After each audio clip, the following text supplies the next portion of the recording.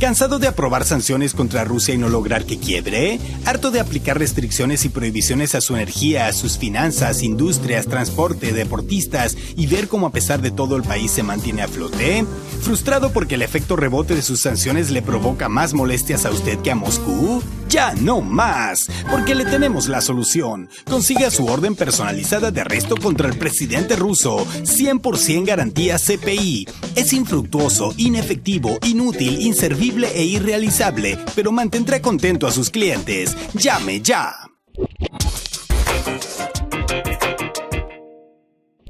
En meses recientes, con cada vez más frecuencia, los grandes medios occidentales vienen haciéndose una serie de preguntas obsesivamente. ¿Funcionan las sanciones a Rusia? ¿Por qué Rusia resiste tan bien las sanciones? ¿Están sufriendo los rusos de verdad o no? ¡Ah, caramba! ¿Quién podría haberlo imaginado? Esta última pregunta no se la hacen ellos, sino nosotros. Algunas publicaciones más atrevidas incluso van todavía más allá y no se lo preguntan, sino que directamente ya lo afirman. Las sanciones a Rusia aún no funcionan. Las sanciones económicas de Occidente siguen sin noquear a Rusia. Occidente intentó aislar a Rusia. No funcionó. Vaya, más vale amiga date cuenta tarde que amiga date cuenta nunca. Esta última afirmación tampoco es de ellos, sino nuestra.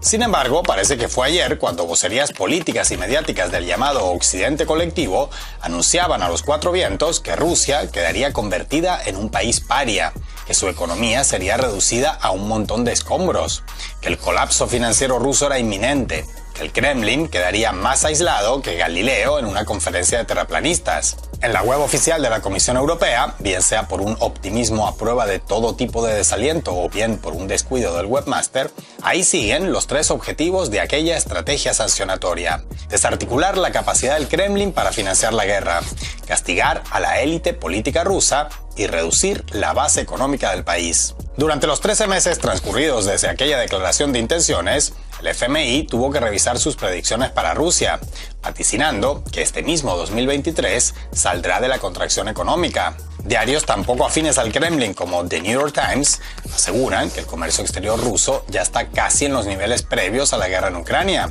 La inflación en Rusia ha ido descendiendo y ya es inferior a la de varios países de la Unión Europea. Disculpen por la interrupción, pero como bien saben, la vida en redes sociales cuando te etiquetan como propaganda rusa no es fácil. Por eso, muy humildemente, les sugerimos que se sumen a todas nuestras redes sociales. En TikTok, por ejemplo, aparecemos como Ahí les va, piso bajo. Y si quieren descargar nuestros videos y subirlos a sus canales, adelante. Simplemente les pedimos que no olviden mencionarlo en los comentarios. Muchas gracias por la atención prestada. La idea de este video no es entrar en detalles de por qué la estrategia no funcionó como esperaban que funcionara desde Washington, Londres y Bruselas, ni tampoco sobre el efecto boomerang de las sanciones sobre los sancionadores, asuntos a los que durante este último año hemos dedicado suficientes videos como para crear varios canales de YouTube y que la plataforma nos los cierre todos. Guiño, guiño. Tampoco hicimos este video para repasar todos y cada uno de los paquetes de sanciones anunciados ni los aspectos sancionados, que prácticamente no dejaron nada por fuera. El Banco Central ruso, el sistema financiero ruso, su sector energético, su industria de defensa, su actividad comercial, su red de transporte, sus políticos y sus empresarios. Se sancionó la exportación e importación de innumerables bienes y servicios desde y hacia Rusia. Se prohibió el vuelo de los aviones rusos y la emisión de medios de comunicación rusos en la Unión Europea. Se cancelaron espectáculos y giras de artistas rusos. Se descalificó a deportistas y equipos rusos de competiciones internacionales. En fin, un largo etcétera de ejemplos que van desde lo trágico a lo tragicómico, cuando no directamente a lo cómico. Hicimos este video porque todo indica que las sanciones han tocado techo, o fondo, según se mire. Y no nos atreveríamos a decirlo tan tajantemente si no fuera por dos elementos clave. Por un lado, un indicio, y por el otro, una confesión. A inicios de este mes, pocas semanas después de que la Unión Europea anunciara su 10º paquete de sanciones contra Rusia, Josep Borrell concedió una entrevista a un medio subvencionado parcialmente por Bruselas, es decir, entre amigos. En ella, el canciller de la Unión Europea admitía que ya habían llegado al límite de sanciones que podían aplicar a Rusia y que poco más podía hacerse que lo que ya se había hecho.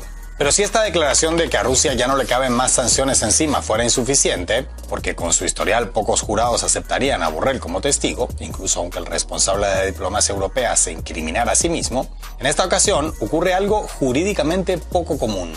El indicio pesa más que la confesión. Porque tanto en la vida como en la geopolítica, cuando te has cansado de probar estrategias para lograr tus objetivos y ninguna funciona, lo único que te queda es anunciar algo llamativo, espectacular, aunque esté completamente fuera de tu alcance o sea del todo irrealizable. Algo como, por ejemplo, anunciar una orden de aprehensión contra el presidente de Rusia para llevarlo a juicio acusado de crímenes de guerra.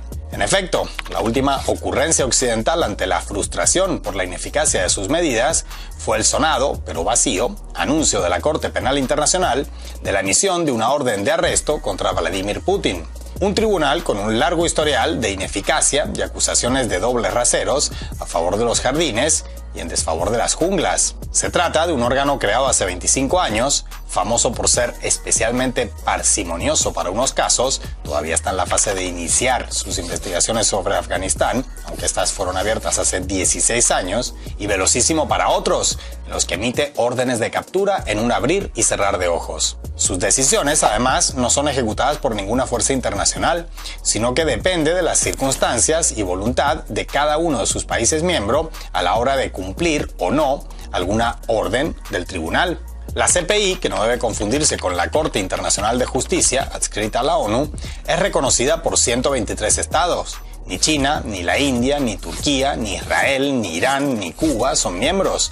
Pero es que además tampoco son miembros ni Rusia ni Estados Unidos. Y ya para completar, por faltar miembros para el caso que se supone investiga el tribunal, ni siquiera Ucrania ha ratificado su membresía. Es decir, a efectos prácticos, en general y para el caso que nos ocupa, la CPI es un poco como un Juan Guaidó de la justicia internacional, con el debido respeto para ambos, o mejor dicho, para ninguno.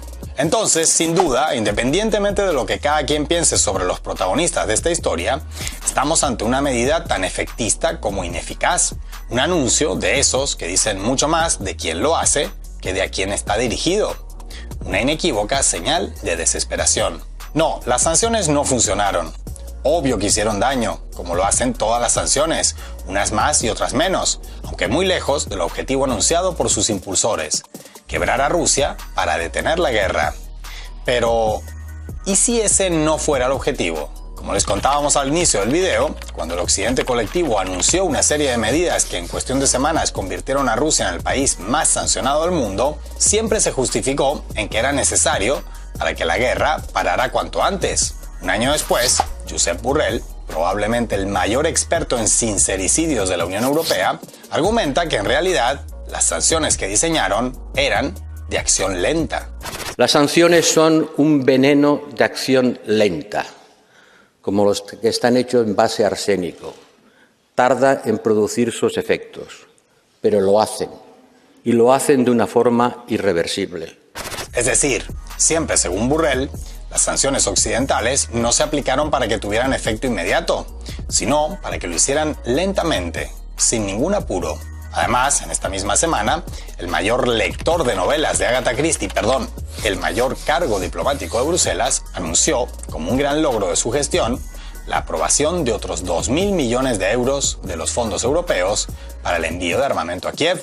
Es decir, en lugar de acortar la guerra, pareciera que se contentan y cada día presumen de alargarla lo más posible. Y si el objetivo anunciado por Occidente era quebrar a Rusia para detener la guerra, pero resulta que lo segundo nunca fue verdad, ¿qué queda?